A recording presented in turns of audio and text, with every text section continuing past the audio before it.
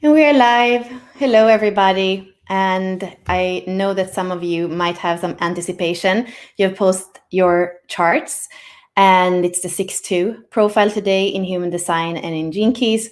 I have a guest here. It's Simone. She was here like 3 weeks ago, I think, and she did this channeling for the CLN.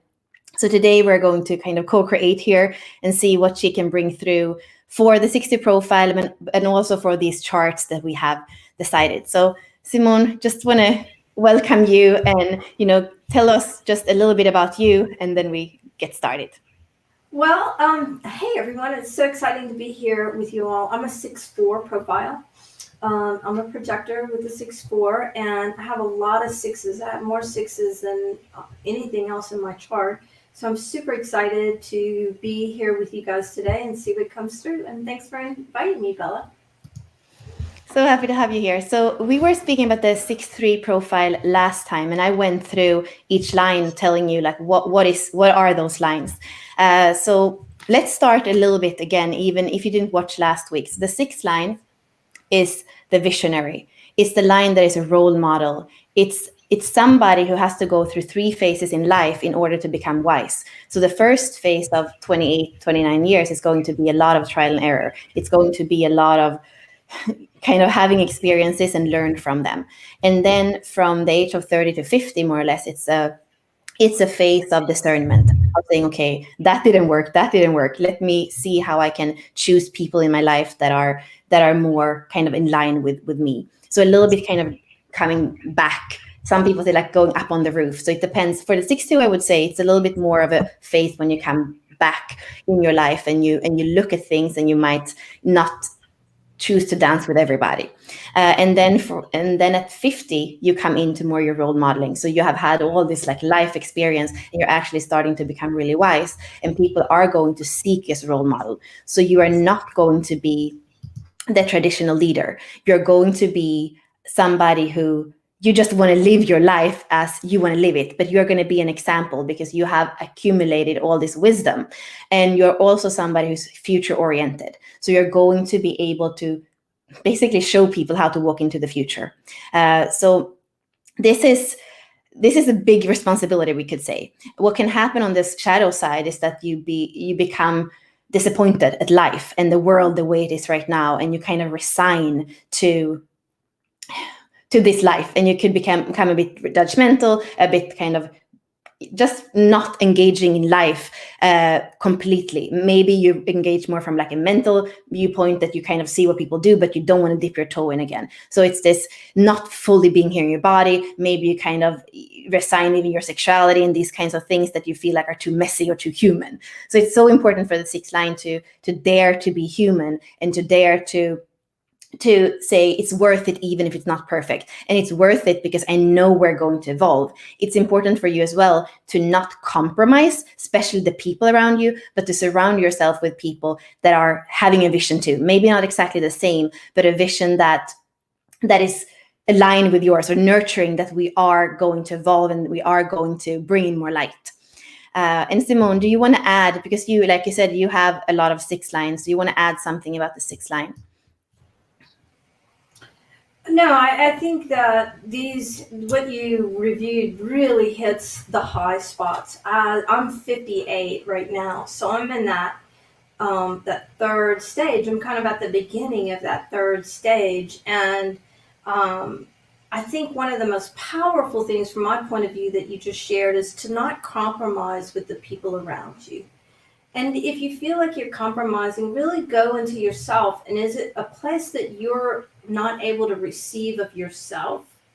Or is it really a compromise? So really to contemplate what that energy is, and to really build the life that you want to live with the people you want to live it with. So, yeah. Thank you. So let's go into the 2nd line. So this is something we haven't spoken about yet, because last time it was the 6th line and the 3rd line. So the 2nd line, if we think about chakras, the 2nd line is the sacral chakra. Oh, what happened? I can't see Simone anymore. Simone, are you still here? Anyway, So the second line is the second chakra. It's about sacral energy. It's about saying yes to life from that place of sensuality, from that place of movement. You're back. um, and to really flow with life. You are somebody natural. You're somebody you could say you're a dancer. You are somebody who are here to be natural and at ease with who you are. And you are not somebody who's like specifically like wanting to prove things or wanting to have scientific, like you kind of like to have hope that everything is going to be okay and go about that life in that more artistic way, in more of the flowy way. And a little bit here of what can be the downfall is that when you are in a relationship with somebody, if it's not that ease and that naturalness, you might think it's the other person. You might kind of deny you're part of it and says, I'm disappointed at you.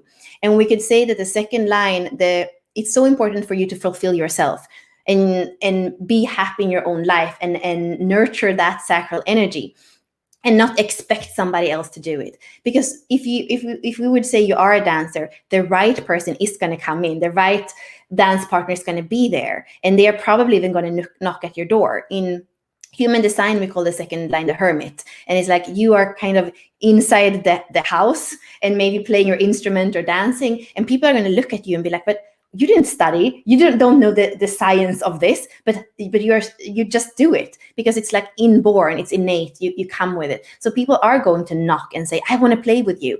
And it's so important for you as a second line to say, yeah, you are my dance partner, and not to be like, okay, let's see if we can do a tango here, but the other person is kind of doing another dance. That would like kind of kill that flow in your sacral energy and make it like the juiciness of life wouldn't be there. And juiciness is a really good word because this is also about merging with the other and being able in that sensuality, in the sexuality, to have the other person. So the second line is like 1 + 1. So when you're able to mirror yourself in the other and also get to know yourself better, because when you go about your own life, it's almost like it's so much in flow, so you don't really stop and question things. But with that other person, you have the mirror. And if you have the courage to see yourself, you can learn about yourself, you can learn about the other, and you can have that feeling like the marriage of two becoming one. And that's really important for the second line.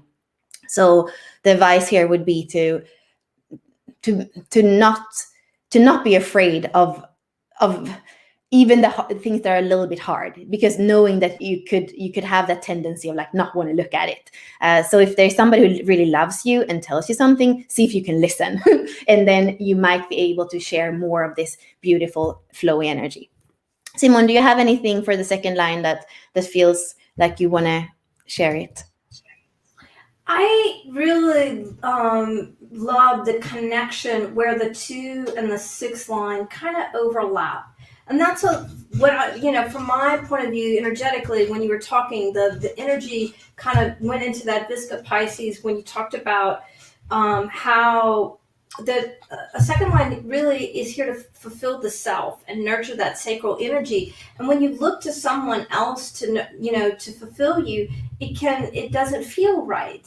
And that really having the courage to look at, if you're feeling unfulfilled, like to look inside yourself. And that really ties to the 6 line person of don't compromise with the people you're here with, but then really have the courage to contemplate who's in your life and why, and are you really truly fully receiving the people in your life, or is there a place for you to contemplate yourself? So I think there's this little sweet spot between those two.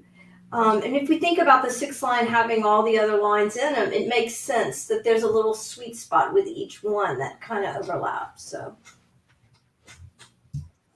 thank you. Yeah, so let's go into the charts. And even if it's not your chart, I'm going to still focus on the 6-2 profile. So if you have a 6-2 profile, especially when we go into the Jinky charts, you're going to feel like it has to do with your life purpose. So we're going to start with Corinne. So let's see if I can. It's a little bit small for you guys, but I guess. So here we have a 6-2 profile, and how you see that is that in the green spheres, we're going to have a dot 6 in life's work and evolution, and then a dot or 0.2 in the radiance and the purpose. So the way that you look at the profile is always looking at the green spheres and see what's after the comma. That's how you know your profile.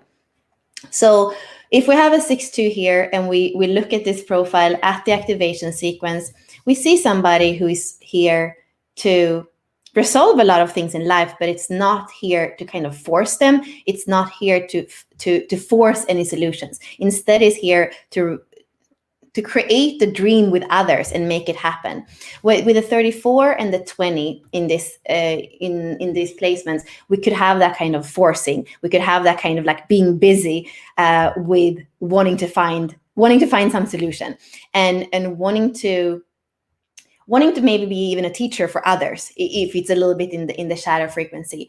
And on the soul side, when we go into the 40 and the 27, we have here, it's a feeling of, I think it's a kind of community or family, like something where you are with somebody else. Maybe it's one person, but it's with one person you kind of create a community, is what I feel. And here you want to be able to find your core stability somehow through community. And in that community, I think there is like one main relationship that is important for you.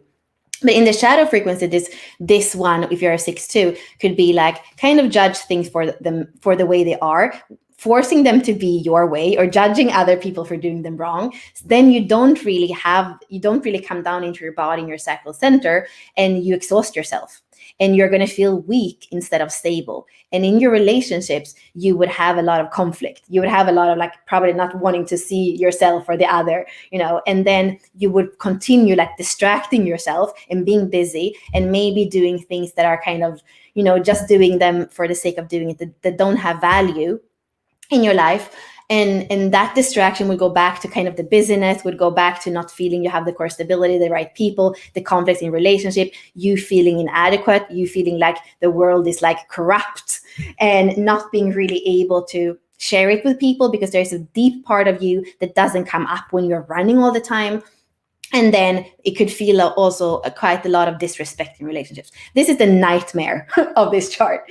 So I want to thread it again in another frequency. So you're here to be a teacher. You're here to live a life with a lot of experiences, but you're not here to resign and say, okay, this world doesn't work. This world, I'm out of here. No, you're here to stay in it and find your inner strength, and find in the moment that even if the world is not perfect, in the moment, there is always something that's beautiful, and to surround yourself with people that also make you feel like you are looking in the same direction. You're evolving together, so that you don't stay in relationships where there's a compromise. And then you're here to somehow, out of every place where you could feel inadequate. If you feel inadequate, it's not your place. You want to find a community. You want to find a loved one that really can be with you and resolve if you're going to feel like when you merge that there are no problems in the world, you have the resolve. It's so important for you to be grounded in that second chakra, to have the flow, to have Kundalini in your life, and to be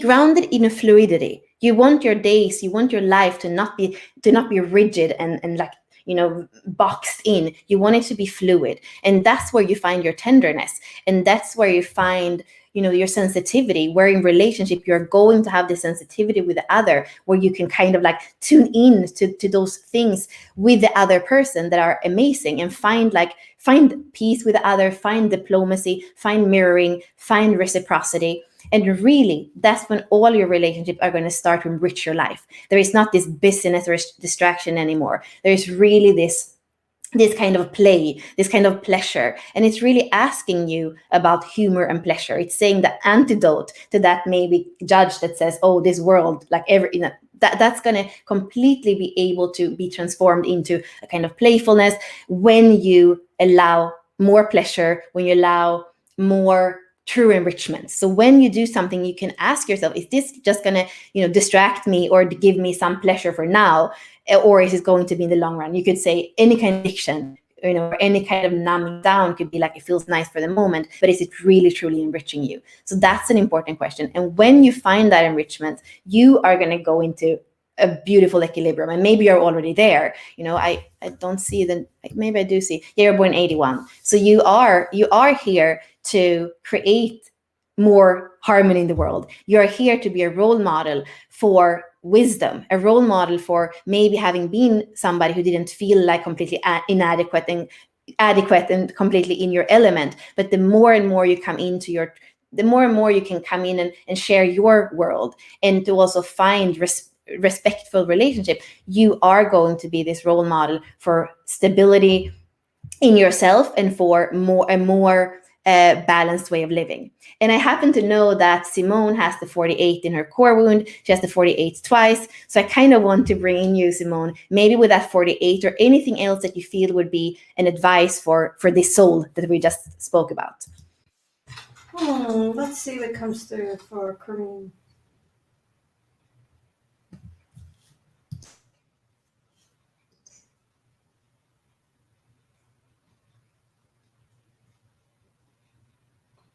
So what comes through is that I see it as a picture first, and that if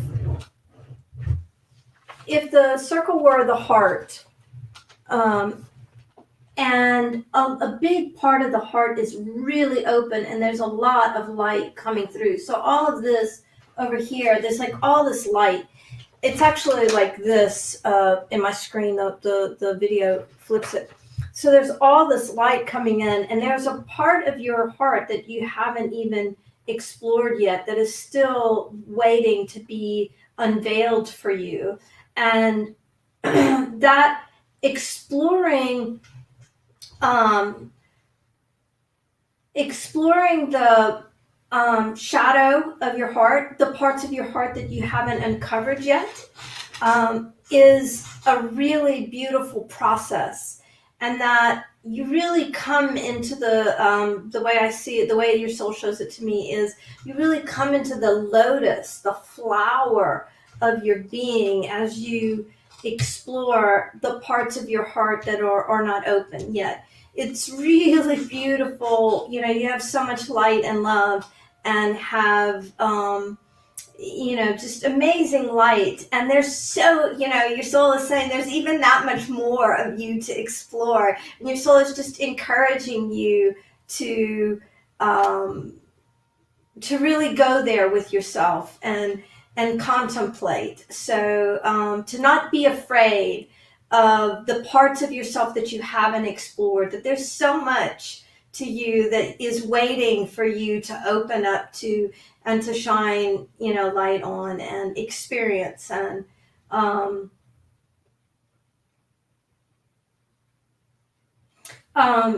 also another message that comes through for you is to don't be afraid of falling. That the process of exploration is how we open up. So don't let fear of what you don't know be your downfall. That experience the lightheartedness in trying. That that we can laugh with our success, and we can laugh when something doesn't go as we expected. Or we can, just embrace ourselves through that process. So your soul says, don't let fear of trying be your downfall. So, and then there's just so much love for you. So much love. What a powerful, amazing chart you have. Like when I'm talking to your soul, I actually feel the energy of your chart. And there is so much energy behind it. It feels in my body like a freight train, like imagine a steam engine really wanting to move forward. And I can feel the energy, the power of your chart. So really super beautiful. And thank you for letting me participate and share with you. That helps.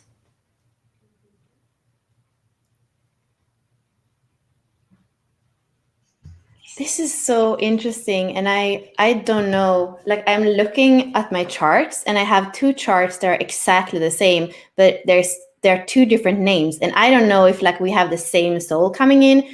It's 27th of November 1981, but there are two different birth times. So it's incredible. Like it's exactly the same chart, and it's two people in two different groups that have posted. One is 8:20 birth time, and the other one is 7:10 at night. But it's exactly the same date, and it's like, I'm just gonna pull it up for you because it's exactly the same.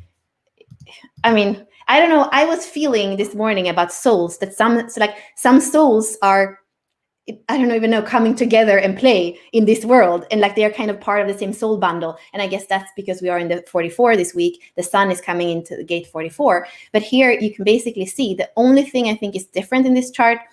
Yeah, the only thing that is different in this chart is the attraction. The attraction is the moon. Otherwise, everything is exactly the same. So Laura and Corinne, I think you could connect after this, because you have exactly the same chart. There is no other difference than the moon in your gene keys. So a very, very similar here. And what I'm going to do with this one is that I'm going to bring up, instead of bringing, let's see, is it the right name? Laura. So I'm going to bring up the human design and speak a little bit about that. Let's see how I can put it here. So here we have a 6-2 again, and in human design, the way that, how do I put it here? In human design, the way that we see it is that we have, again, the dot 6 on one side and the dot 2 on the other side. So here we have somebody who is a generator. We see that this center is filled in. So it's about life force. So you are here to be a role model. You're here to have, like we were saying, not forcing things. You're here to find your community. And you are every day using your energy in a smart way. That is, you want to use your energy so that at the end of the day, you are feeling satisfied and not drained. That's the most important thing. I always kind of show this thing I have on my table with like caramels in it, because it's like every time you do something, you pay a coin, and then at the end of the day, you want to make sure that your glass is not empty, that everything you give out, there is something coming back to you, so that you feel satisfied, maybe tired, but satisfied at the end of the day. And you also want to feel like you want to feel like you're building in your life. That's what we can say for the generator. That's your most important asset, your energy. And you have both your emotional center and your splenic center defined. So you have an instinct, kind of an instinctive way of being. You have an intuition in the now that kind of comes like a little bit like an animal. And you want to listen to that in everyday life. When you have a hunch on something, you really want to listen to that. You want to listen at all your senses. So you kind of a little bit like an animal that knows, I want this, I don't want this. The thing that is interesting with you is that you also have the emotional center defined, which means that you're an emotional authority. So your life is going to have those kind of waves or peaks of emotions. It's going to be colorful, and we want it to be colorful.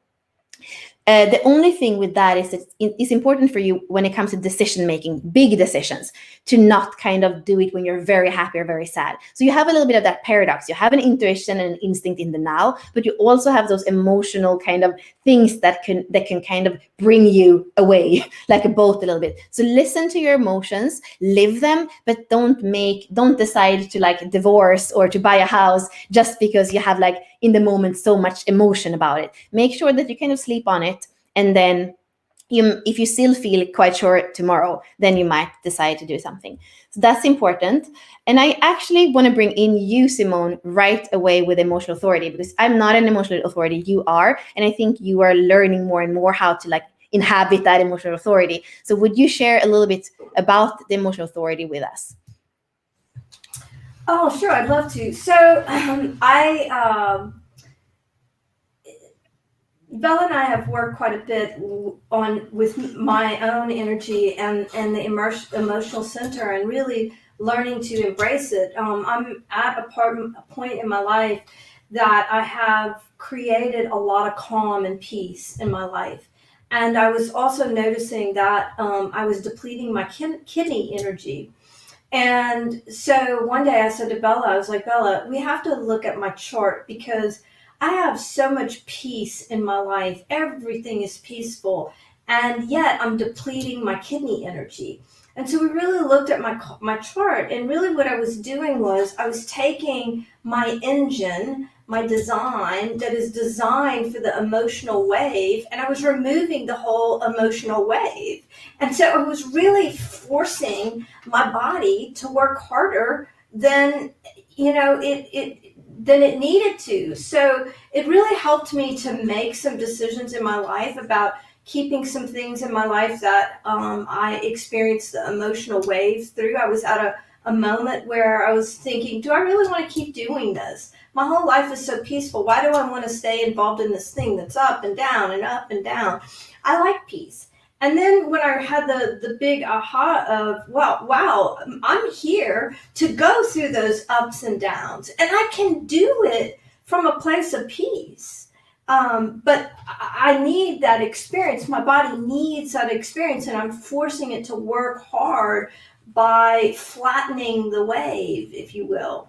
So that helped me to make some decisions and really to totally embrace the emotional wave in a completely different way. Now I can, I can experience the wave without it depleting me, and really just wiping me out. Or I can experience other people's waves, and I can see, oh, they're in the emotional wave, and I can observe. And if they ask, I can, share, because I'm a projector, I have to wait for the invitation. So if I'm asked, then I can share the wisdom that I have. But if I'm not asked, I'm really now okay with just observing their emotional wave. I know, in Bella and I were doing some event, and I talked about how sometimes I feel the pressure in the room that no one is speaking. And I feel it so intensely in my body that it's like I become the kettle, like it just pops out of my mouth, the things that are creating pressure in the room that nobody else wants to acknowledge. And I guess, I think that's tied to the emotional wave. And I've learned to say those things with grace or with softness. I've learned to not fight that pressure in my body and to be okay with it. And to when I actually say the thing that no one else wants to say, that's building the pressure in the room, to say it with softness and love.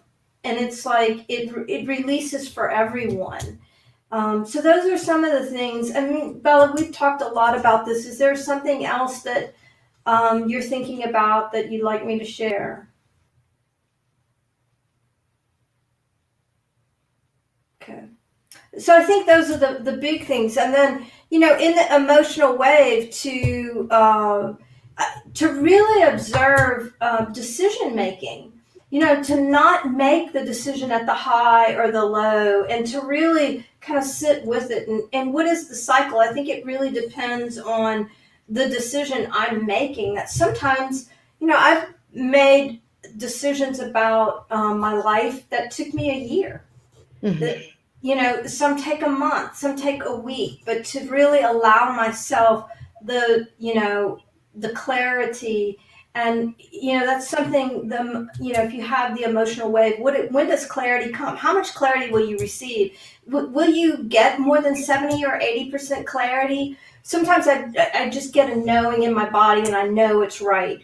But sometimes it takes time to really experience that over time, and wait for it. And waiting for it has the biggest payoff. So I hope that helped you.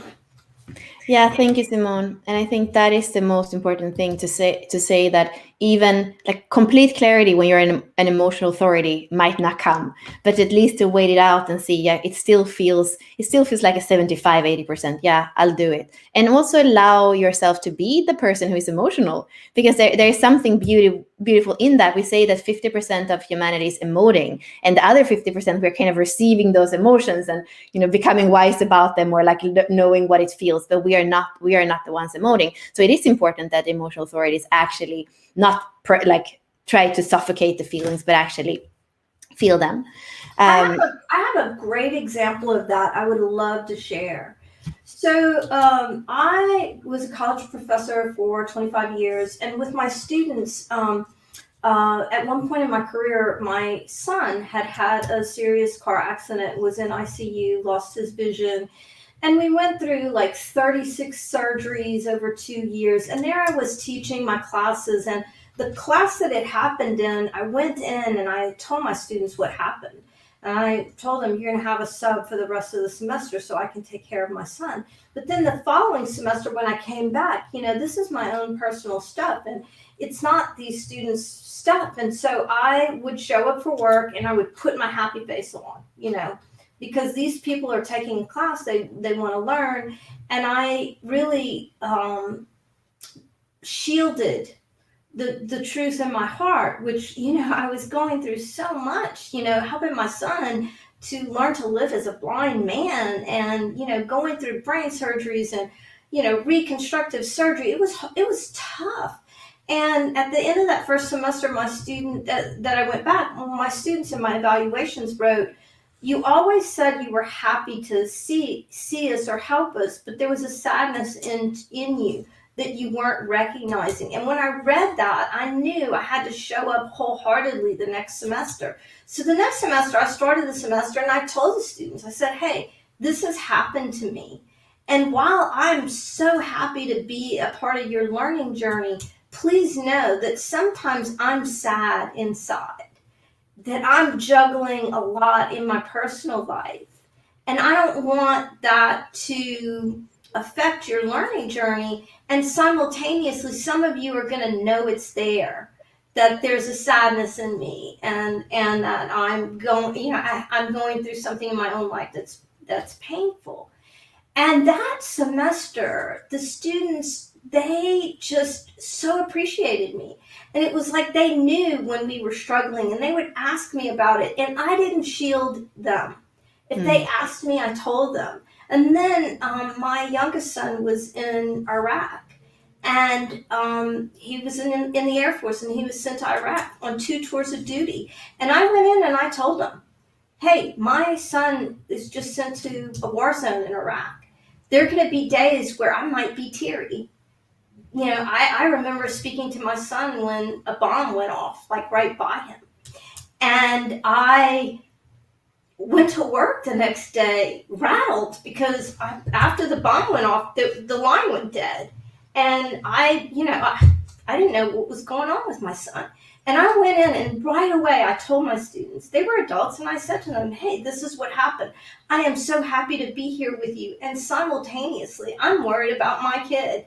And so please, hold me in all of that. And they did. And then I, even though I had a no phone policy, I told them, I'm going to bring my phone in because if my son calls me from a war zone, I want to take the call. It might be the last time I get to talk to him. I don't know.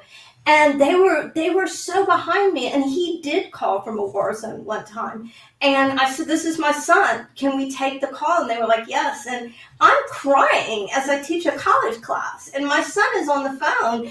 And then it was the most beautiful thing. They all asked him questions. And so it became this moment of learning. And so when I, in my life, has fully embraced that emotional wave and been completely transparent and honest with the people in my life, even with students who, they don't know my personal life. They're there to take a class and learn and be on their own journey. But when I was transparent in that emotional wave, they were so with me. So I think, for me, what I've learned over the trajectory is really my come from. Or, I've been places where what was going on, somebody is sharing their writing or something, and it's so powerful. And to allow myself to have the tears, to experience that moment, to give myself permission to be in that emotional wave. Those have been some of the most powerful moments in my life. And I think as an emotional being, when we allow ourselves to have that experience and to be that vulnerable in front of other people, to hold them, that becomes a powerful experience to them. So I really think there's a maturity in kind of going through the emotional wave and really understanding what your come from is. When I'm transparent in my emotional wave and saying, this is why I am like I am right now. I have been so held and so loved and so respected. So that's my little passionate sharing about the emotional wave. And Bella, thanks for prompting that, you know. Yeah, thank you so much, Simone. That's such a beautiful and such a telling story, because that's on the other side for me, being completely open in my emotional center, for example. When people that are emotional don't tell me about it, I can feel it, and it's hard to feel all that, and it amplifies in the open emotional center. So to have that transparency, like, which is a word that you and I always speak about also, Simone, and yeah, to allow the emotions, and then to share it with people. My mom was emotional, and she many times said, "Oh, but I'm not angry." And she thought she wasn't angry because it was so much that she was holding in. But actually, as a child, I could feel all that. So that's, I love your sharing. Thank you. So yeah, I mean, the transparency and courage, right? I think in the emotional, when you have that emotional center, transparency and courage are huge. You know, fearlessness with this is how it is. You know, I can relate to your story of your mother, because I know there have been times in my life where I swallowed anger. And I listen to you, and I know that my sons must have felt that, because like you, they have a defined center. So yeah.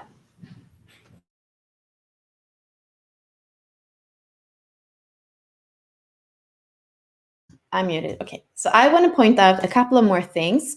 In this chart that we had is the very completely open G center. So we have this in this chart, and we actually have another chart that has the same thing. So I think it's Catherine. If you are on, or if you're going to watch this, you can also relate to this. And this is also something that Simone has. Completely open centers for me is when the soul has lived through this in another lifetime, but it came down here to kind of have that, like, the ultimate test. So it's completely open, like I was saying with the open emotional center, it can kind of take in everything in that center that's open. This center is about direction, love, and identity.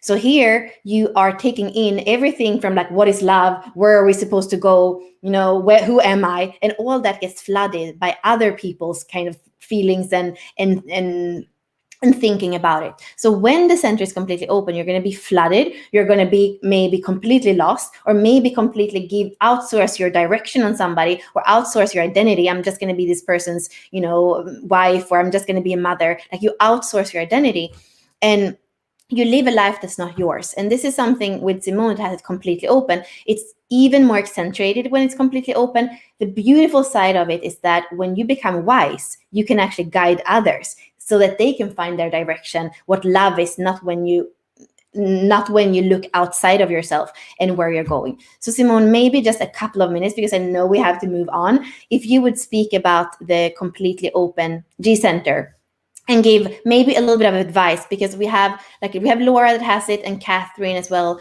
that I'm going to bring up her chart at the same time, and allow you to kind of just speak about your advice for the completely open G Center.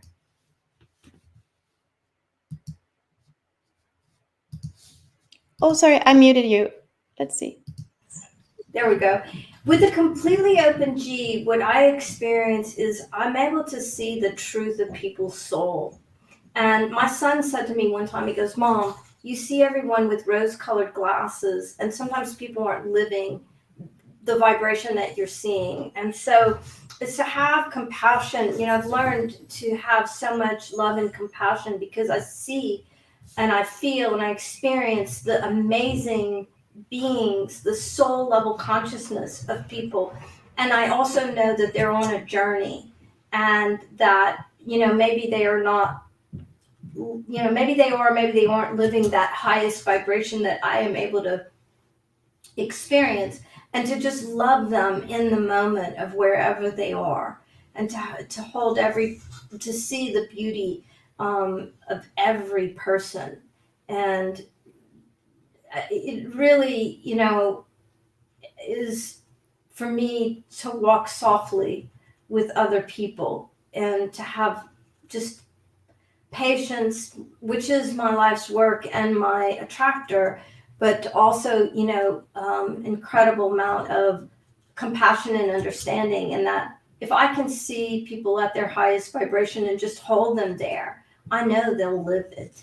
It's, you know, it's just holding people in the space of love. So I hope that helped. Yeah.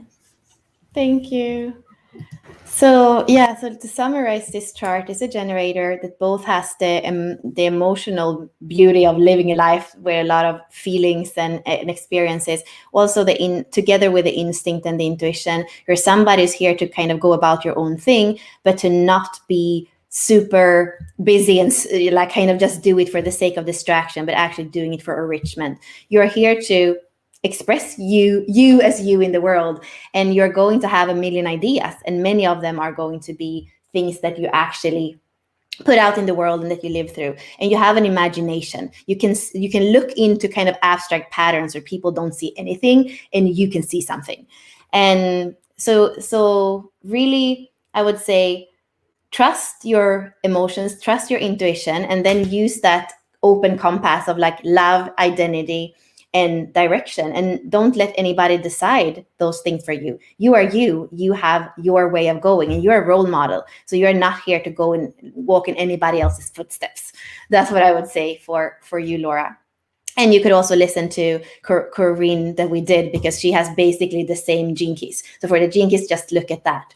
And I want to bring up one last thing, which is the projector. So Simone is a projector, and we have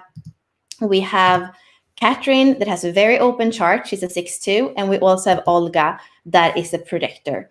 So projector is a non-energy being. So it's important for you. You're role models. You're here to be in flow. It's important for you to think about who you are around and who feels in that energy. That you can be with others and feel like you have a lot of energy, but it's almost like it's their energy. Then when you go home, you can feel super tired because you are running on somebody else's energy. So important to only really engage when there are situations where you're valued, when you feel like people can see you, when people want to listen to you. So you are kind of diamond, you're projectors, you're special, you're here to guide others. So be with people that want to listen to you, that want to kind of take your advice, or at least that want to take your truth. And other than that, it's better to kind of save your energy for when it's really worth it. And for Katrine, we have very much openness. So here you were saying something about wanting to be a hermit. The second line, so a lot of feeling of not wanting to kind of step down into the world. And I would say, yeah, you have a completely open G center, you have a completely open ego center. So there's going to be you taking in so much energy. So anything that you can use to kind of shake off that energy and to cleanse yourself will help you. And to always, you are driven by inquiry. So always ask yourselves questions. And this is something Simone has too, to kind of ask yourself questions. It's like, what is a little bit more true for me than this? And then create your life around that, your own truth, around your own direction. And for Olga, it's similar, but you have more of a sense of like who you are, and kind of a little bit more of willpower, maybe a little bit more of okay, here I come. So there's like a little bit more energy in this chart. And I would say for you, it's important. You're driven by your own style, by your own you as you in the world, your own uniqueness, I would say. And it's important for you to be you. And I also feel like you are somebody who can channel a lot of different things. You're going to have a lot of different ideas. You're going to be able to take in a lot of different things. I think it's important that you find stillness. You want vitality, but you also want to find kind of stillness, because life could kind of have a lot of shocks for you. And that's what I can see a little bit like a little bit like the challenge here. And I don't know, Simone, do you want to give like maybe one word to all, like a little bit to Olga and a little bit to Catherine that are projectors? Do you want to start with one at a time, or how do you want to tune into them? I just wanted to say one thing. I listened to the Projector recordings by Raw. And one of the things that helped me the most was he recommends that projectors lie down at the end of the day and watch a movie or read a book for an hour before you want to go to bed. That has helped me so much. Just that protecting that place of stillness at the end of the day. Even if I lie down and watch the sun go down, it doesn't matter. But just that lying down and allowing that stillness for me every day, it really makes a huge difference for me. And We have Catherine and Olga, right? Okay, so let's see what Olga's soul wants to say.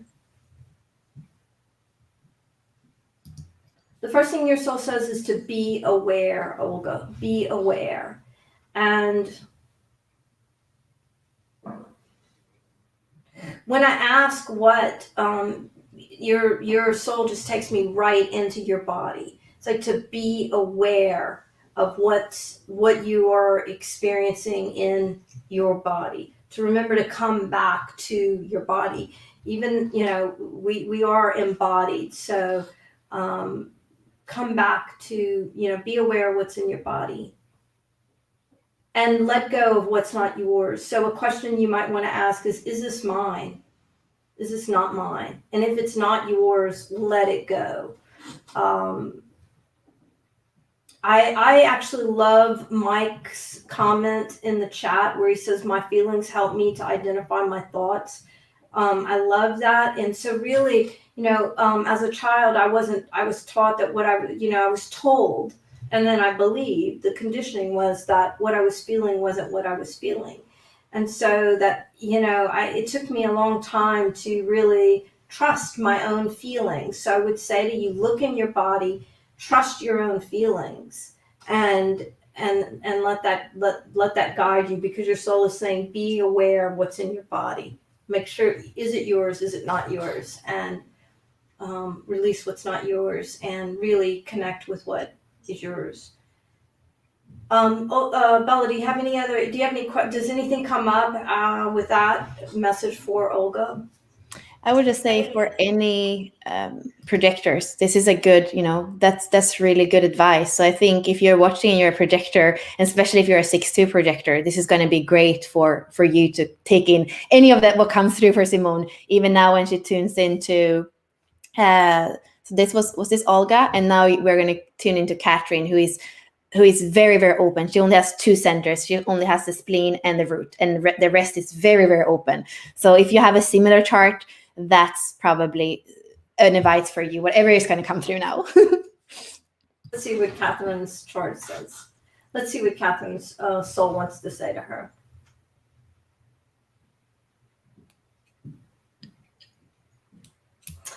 Your soul showed me a lot of energy tied up into your field and said, let go.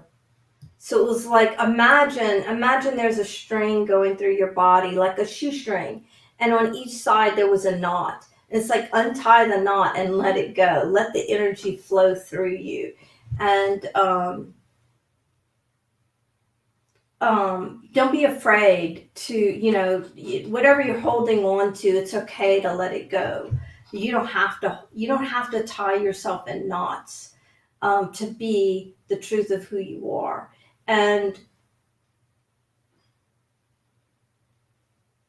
some questions that your soul is asking is, why are you tying yourself in knots? What is it that you're tying yourself to? How can I release and be free? How can I flow? Am I ready to release? What is there for me to release? What am I releasing? To really be aware of, what it is you're actually releasing. And when you let go of everything that you have that's kind of tied up in you, and allow your energy, the energy that's tied up into you, to flow out, you are just so amazing. Like, your energy is so powerful. And when it was showing me your soul was showing me that last image of taking those knots and letting them go and letting the energy flow out, it brought me right back to the comment that I shared from when I listened to the raw tapes on projectors allowing themselves that time at the end of the day to lay flat and release. I felt that, and I felt that in my own body when I lie down and give myself the stillness. I can feel stuff just leaving me. It's effortless. Takes no effort. It's just the desire to let go of what I've collected all day. So that's, Catherine, the big message from your soul. Bella, do you have anything you want to add to that from the chart? I think it's beautiful, and I feel like it's a message for all of us. That's always what happens when you channel. I'm like, I take that in. I take that in. I mean, I have a couple of things that I feel like for today that has to do with living our design. Whether, I mean, it's maybe especially for 6-2, but some of the things that came through today for me is like, feel your feelings. You're here to not push them down, to not say no, I'm not sad. Feel your feelings and see how you can like not react on them, but like feel them. What is it to feel them instead of like acting them out or suppressing them down? And then for the generator and the projector, the 6-2s, you're responding to life. You're doing what you love. You're responding to life. You're not just throwing away your energy and everything. It's like you are a diamond, and your energy is this treasure chest. So you don't want to throw away your energy on everything. You want to do the things that you love, that make you feel valued or make you feel satisfied. And then the whole thing about open center, know what's yours and what not yours. So when you feel maybe emotions, or when you feel like this is the way it has to be, see if that's really yours, or if it's somebody else that is like, if it's in the ether, or if it's something that you were conditioned to know that when you were a child. And really for the 6-2, you're here to become role models. So you're not here to walk in anybody else's footsteps. But it's so important for you that you keep having this beautiful flow and juiciness in life, because if you just become kind of perfect role models, you're not going to love your life. So if there's one thing I want to give to all the profiles that start with the 6, is to really be human, come down into the world, play, be in your fluidity, be in your naturalness, be in your play, because then it's going to be balanced. You're not here to be perfect. You're here to be you. You're here to be unique. And that's the whole point with Jinkies and human design. Now we've just like kind of desiccated some charts here, but it's really about differentiation. We're all different. And that's also kind of interesting. We had 2 charts exactly the same, except from one sphere, which was the moon. So there are some of us that have a lot of things in common. And that's also why it is beautiful to bring in Simone and say, oh, you have a completely open G center. You are a projector. You have the 48. Can you talk to that? Because that makes us have the shared experience, or learn from the experience of these things and how the energy moves through us. So yeah, Simone, thank you for coming. Is there anything more that you want to add to today? I'm just so grateful to be here and to get to experience each of you and the magnificence of each of you. Every time I'm invited to look at a chart, with Bella, I'm just so blown away by the beauty of each of your design and your courage to really live it and to share in this, very open format. And so I just thank you for your courage and your transparency and your fearlessness. And I love all of you. Thank you.